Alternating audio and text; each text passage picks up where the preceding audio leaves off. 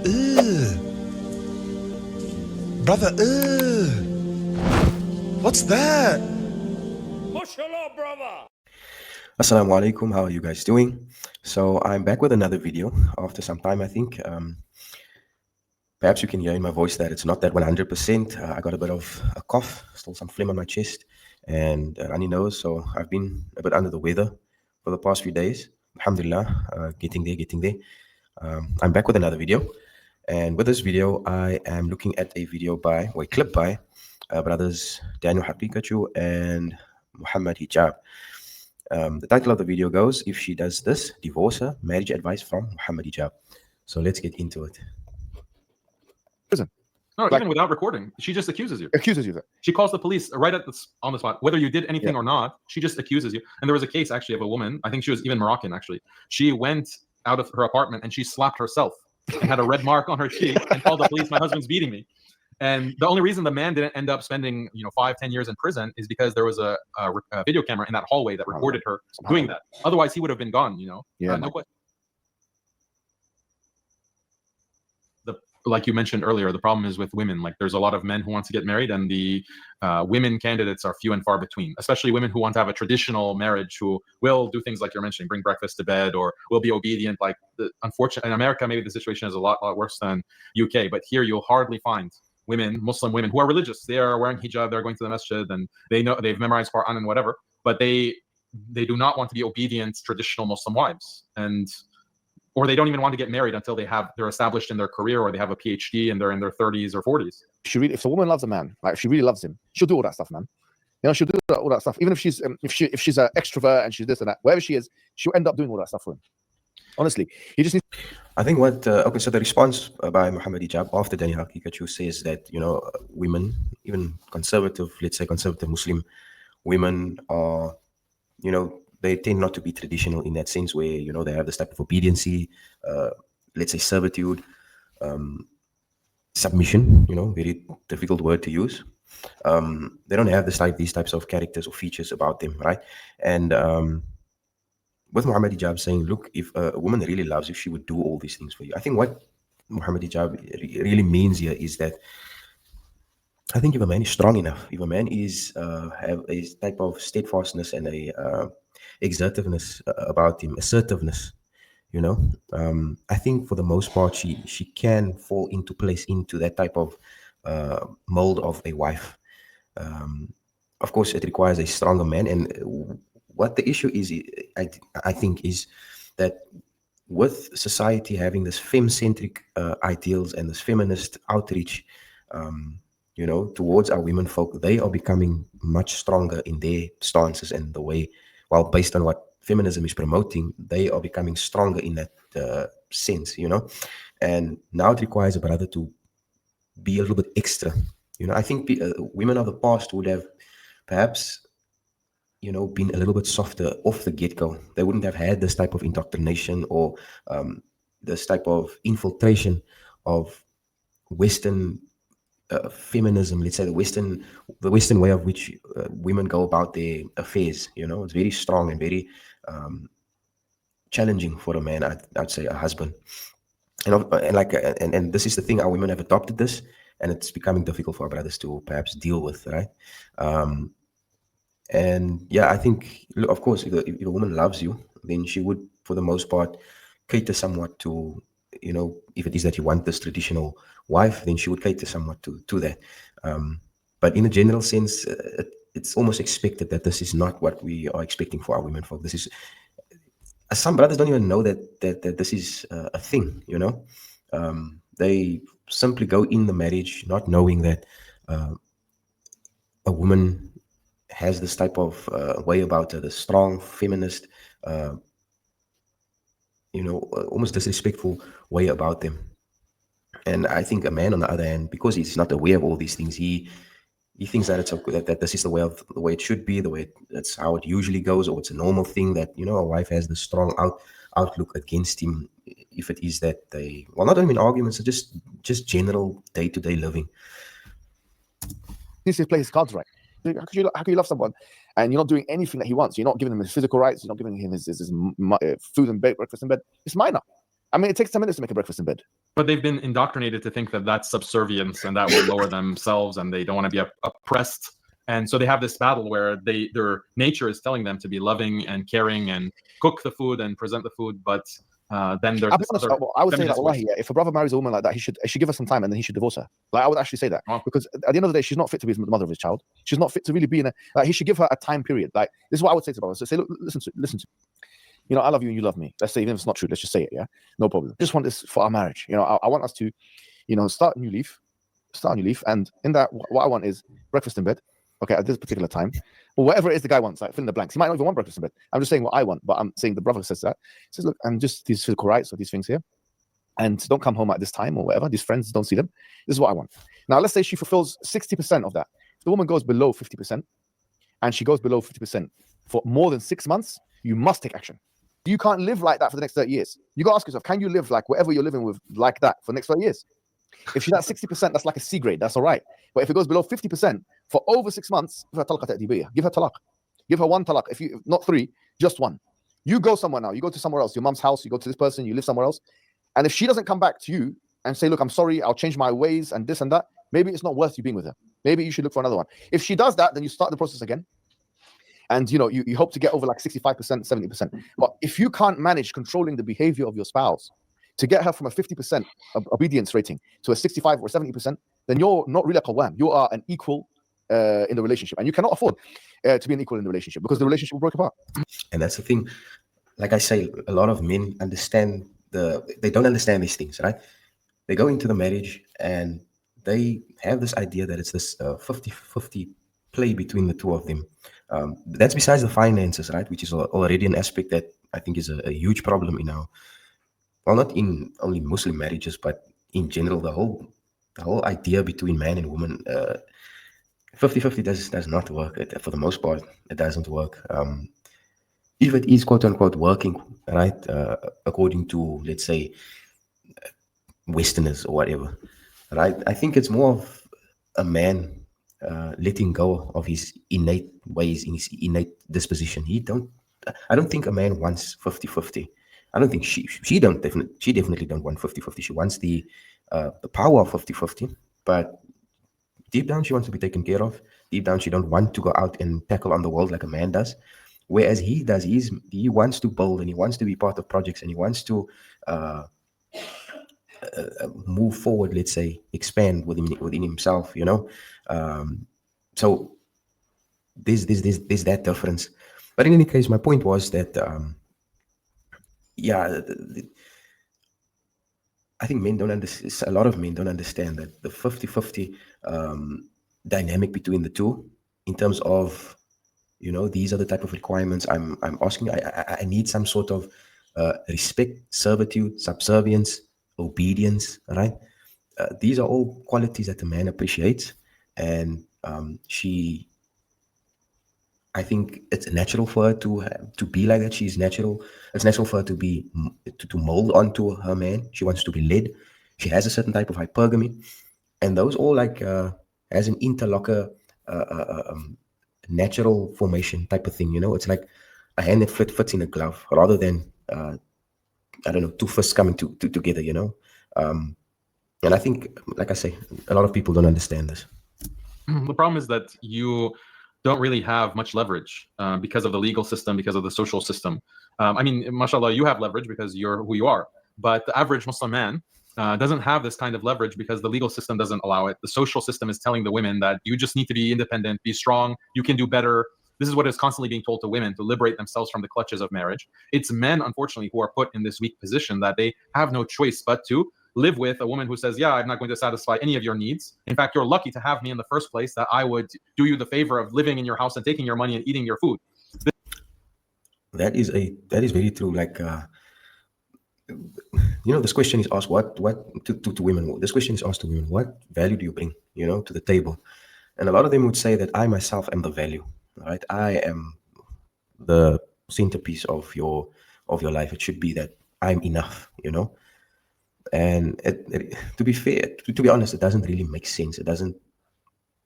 What is it fulfilling? You know, what roles and responsibilities are you taking on? Basically, it seems like it's like they have the idea that there isn't any for them. It's just the man's responsibility to take care of her, to put her on this pedestal, to cater to her every need, see her emotions through, and so on and so forth. And a lot of them, women, don't understand that there is a certain responsibility that they have as well.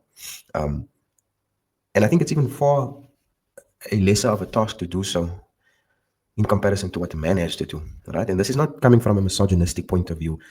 If a man must go out and work and provide and see that the lights are on, that the water's running out of taps, and seeing that food's on the table, a roof over the head, those require hardcore skills and whatever talent or a means to go outside the door, outside the home, and go toil for that resources, so that everything can work. And that is something that is placed upon you by Allah subhanahu wa ta'ala, right? He's going to be questioned for that. Did you do this? Did you do that? Or did you go out and make a means for your family? Did you make means for your family? A woman won't be asked this.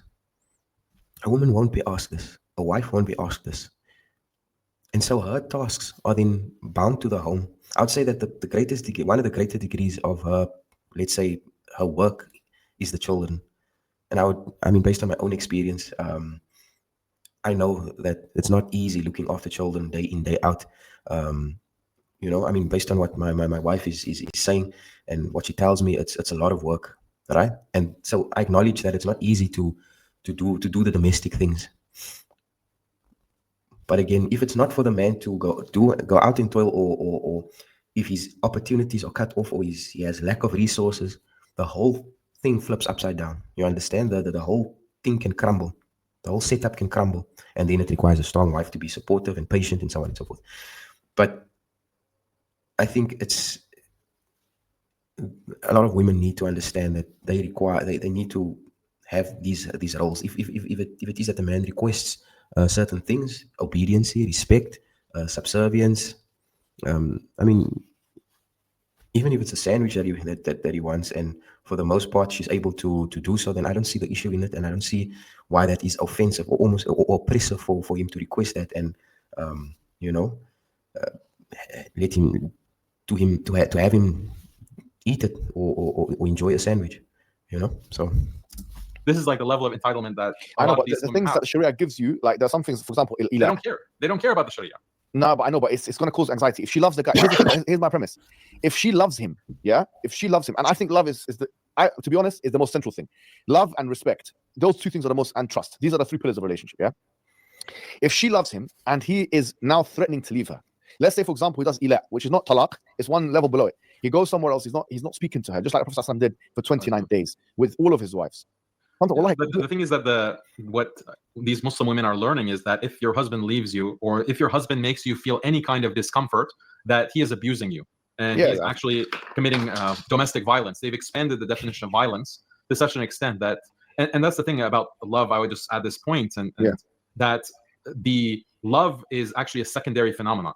Like the love comes after the kind of obedience or mutual exchange, that especially when it comes to Islamic marriages, because you don't have time in an Islamic doing things in a halal way. It's not like girlfriend, boyfriend, where you've had extended contact and then you've developed feelings of love for a person before you marry them. Usually you're getting married and there's not really a deep love that the husband and wife have for each other. Sometimes it's an arranged marriage. They haven't even seen each other for any extended period of time or conversed with each other for extended period of time. But the love comes later, and the love comes because of respect. It comes from obedience, comes from mutual exchange, like exactly like you described. Your wife is bringing you food and your love for her increases. So it's like a chicken and the egg. The action, the obedience comes first, and then the love grows. But if there is no respect, there is no obedience, there is no even qawama that we're talking about, even psychologically for women, like they can't love someone that they don't look up to. They can't love someone in that deep way, a man that they're actually looking down upon. And so a man is going to be seen as not worthy of her love. And so all of these things are limiting the options of men to actually have leverage in a marriage to create love. And this is exactly why feminism is destroying. Feminism is destroying love and destroying marriage. Yeah, and to be honest with you, you're right. And the whole thing about abuse, if I'll be straightforward with this, and this might sound very bad advice for some people, but I would say if your wife starts throwing around the word abuse and she starts accusing you of certain things which get you, I think you should divorce her. But if she's using that as a leverage, I think that should be disqualification. It's like a red card. Now you're using the word abuse, which means you're trying to use the law, especially if she calls someone from her family or somebody from the police or something. And let's say we're assuming this is not happening. There's no abuse happening. There's no physical confrontation. And she's using this now to leverage him. You're abusing me. And this, I'll say, listen, if you say that again, you're divorced. Don't ever say that in my face again. That's not any kind of leverage against her, because in the divorce proceedings, she's going to call you an abuser, and plus she'll call you a terrorist too, because she'll say, oh, this guy is a I don't know what kind of rule you're dealing with there, man, in America. I think you should do it. You should come here, bro. You're one though. Very bad if that's what they're doing. Yeah, these are real cases. I'm not even talking about hypotheticals. These are real they're cases. Doing that, the man starts doing secret recordings and stuff. Because I know a case like this. I'll be honest. Yeah, I know a case like that where one brother was going through this, and she started accusing him of this and that to try and stop the kids seeing the kids. But what saved him in court was a secret recording that he put. But you'd only do that in a case where the woman is malicious, where you can stop seeing your children, that she can accuse you of some major thing falsely to get leverage of the law. But a really great thing is secret recordings. If no, now it's a matter of war. Now you've come into saying abuse. You want to put me in a prison. You want to stop me from seeing my children. Now it's a different situation. Now it's no longer a matter of I want to be with. I really don't want to be with you now, because if you said that, it's finished. Now let's be honest. So now it's a matter of how do I make sure I get out of this scot-free without any criminality. So I would say now you have to. I agree. I mean, if alhamdulillah, my wives haven't done anything to that degree, or not in any degree. Alhamdulillah, very good wives. I haven't experienced anything near to that, but I can imagine the severity of such claims, abuse. I mean, this whole movement of against women's abuse, gender violence, and so on and so forth. Which I think is absolutely good and needed. Like, I mean, there are men who abuse women, and they should be called out for it. They should be punished for it. They should see women should see justice for that, no doubt. But the law sways, secular law, or most, I think in most countries, all countries basically, has this swaying towards the female side, believe or women type of attitude, and men can get into serious trouble just by maybe he was a bit exertive or assertive, a bit too much or a bit too strong, and she would call out abuse. She would call out, oh, this was it was too much, or maybe her ego was bruised, and she then want to take things further, and that further can be a dire consequence. I mean, it could land him, get him some jail time. He won't be able to see his kids. I think the kids is a big one, and then you have this type of alimony issues and so on. Alhamdulillah, Islam don't have that. A man, if it is that divorce do take effect, then he is still within his right to see his children. But yeah, it can get really, really toxic. Start being there has to be a technical gap between your thinking and her thinking. Technologically, you need to start putting some truth traps and this and that and doing things. That's the thing. They train these women, like just this year alone. Well, now we're training the men. now we're training them. I get exactly what you're saying. I would just point that the amount of leverage that we can use is the Sharia gives the man a lot of leverage, and it's because it is in the interest of a man to preserve his marriage. Because if he divorces his wife, that's a loss for him. Like all else being equal, it's a loss because he has put so much resources into marrying her through mahar, through all of the nafaqah, maintenance that he has to pay over time. Maybe he has children. So this is all sunk cost if he divorces her. But the Sharia gives other kinds of leverage that he will have over his wife. And we can talk about Surah An-Nisa. We can talk about how you mentioned some of it. Yeah, like, I would say that with that, I would actually advise brothers not to, like, for example, whether symbolic or whatever, not to put their hand on their wife. Why? Because now this doesn't fulfill what it used to fulfill back in the days. Nowadays, if a woman videos you doing that, or she records you saying that you did that, you can go to prison. No, like, even without recording, she just accuses you. Accuses you that. She calls the police right on the spot, whether you did anything or not. She just accuses you. And there was a case actually of a woman. I think she was even Moroccan. Actually, she went out of her apartment and she slapped herself and had a red mark on her cheek and called the police. My husband's beating me. And the only reason the man didn't end up spending 5-10 years in prison is because there was a video camera in that hallway that recorded her doing that. Otherwise, he would have been gone. No questions asked, only on the testimony of the woman. It shows you that, like, that's one thing. I mean, you don't need to. Prophet ﷺ, he controlled all of his wives and his affairs without engaging in that. He didn't. In fact, he even said the worst of you are the ones who keep hitting your wives. That's the worst of you, because it shows that you can't control yourself actually. And the Prophet Muhammad ﷺ also told us that women can be adhaba لِلُبِّ الرَّجُلِ الْحَازِمِ. This is hadith of Sahih al-Khudri in Sahih Muslim, which is that you can make a principled man lose his mind. It's very powerful. Just aim in hadith. It's just that your principled mind loses his mind. So you have to take a step back Now, what you have to see, what is your artillery? If you're trying to control the situation, you have ila, you have talaq, you have hajar, min al-madja', you have maw'ida, you have polygamy, which can be done. It's not as a punishment or anything, but just it can be done. That You don't have those things in your artillery. That's why you I'm can give a trying to talaq. say. The legal system has made all of these options illegal. Like they're actually illegal, Well, or if they you, can have, be if used you decide against I'm not you. going to have sex with my wife, they're going to come and arrest you. For No, example. she'll accuse you of abuse as well, and when she divorces you, she'll get all your property. She'll Yeah, get custody of the kids. then American Muslims shouldn't get married by the British law. The American law.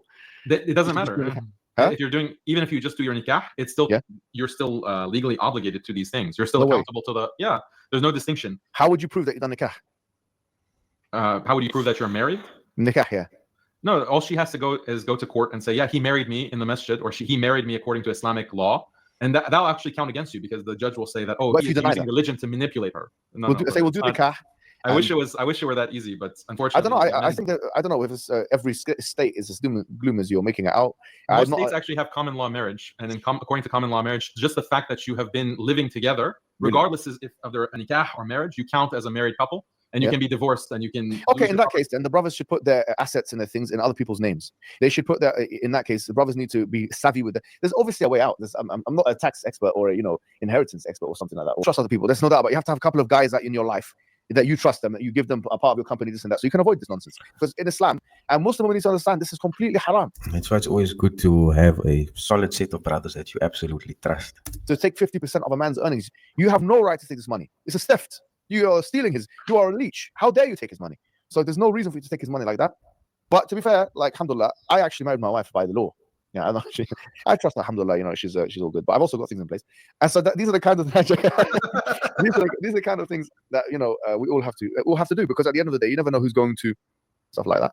Whatever. At the end of the day, like, the best thing is to have the mentality that if the money comes to me, it's from Allah. He gave it to me, and whatever money is taken away, I don't care anyway. So if you have that mentality, but obviously put these safeguards in place and speak to lawyers and professionals in your area.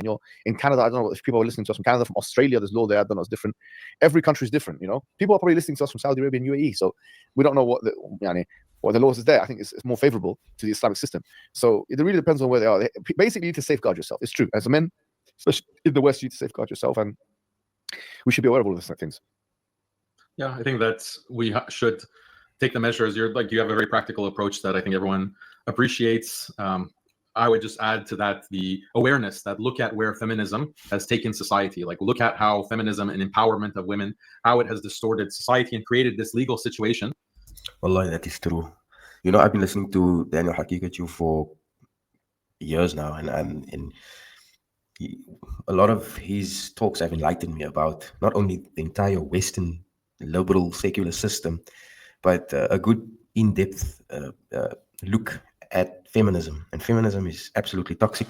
It certainly opened my eyes to my own affairs, and of course, going into another marriage, I kind of I understood things. I could see things. I could identify things. I'm teaching my wife about all these things now, and it's like a whole world is opened. And it's amazing to see how the rest of the people who perhaps might not have heard these things or are not really in tune with what's happening, they are getting themselves into a lot of troubles. They don't know how to maneuver themselves around certain situations, and it's quite sad to see. Of course, the strongest or the best thing that one can do is have this type of tawakkul, have Allah very close, in all these things. And besides marriage, in any aspect of life, you would need, constant reference to Allah subhanahu wa ta'ala. And it's not only a must, but, to consciously understand that, Allah is dealing with all these things and putting certain things in your life for certain reasons and so on and so forth.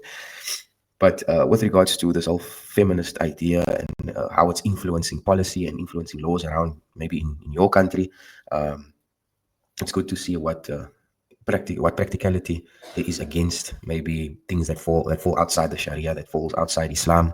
And you can nitpick it, you can understand what is it, or you can make that comparison and see what is ideal for your marriage.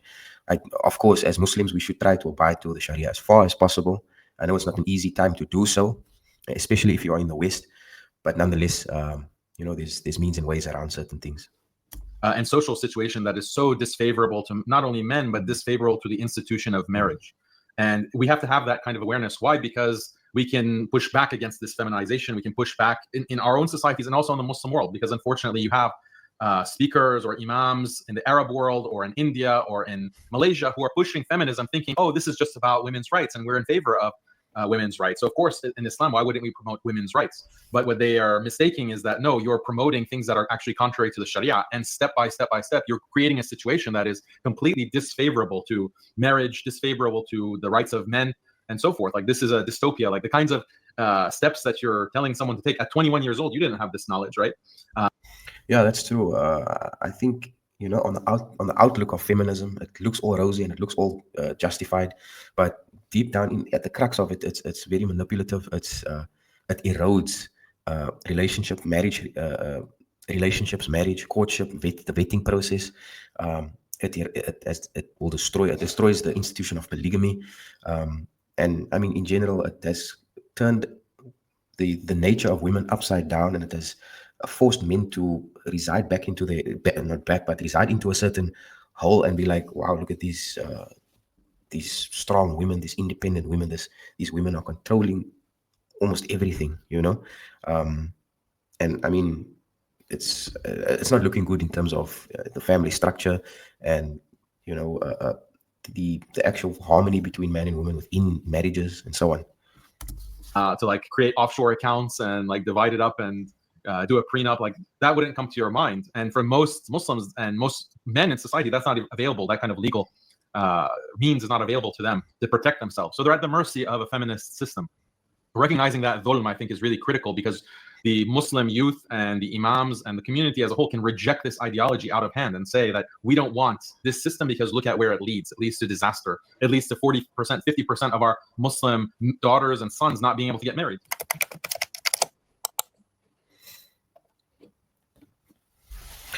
So alhamdulillah, I think we get the picture, and we saw maybe some helpful tips by Brother Muhammad Hijab. But like I say, I've been listening to Daniel Hakikachu for quite a while, and Brother Muhammad Hijab, but mainly Daniel Hakikachu really goes into goes into depth with all these things, and he explains it really, really well. And you know, I'd recommend you actually go and check out a lot of his videos. You know, throughout and his debates is awesome. So yeah, I've learned a lot, and alhamdulillah, I feel like, you know, I'm on a good mindset based on learning everything and honing in on Islam. Alhamdulillah, with my own situations, you know, I've 2 wives. I'm trying to deal with them as best as I can, of course, as a Muslim husband, and ensure that my families are all good and sound. So, you know, I'm sure you guys can do the same as well, inshallah.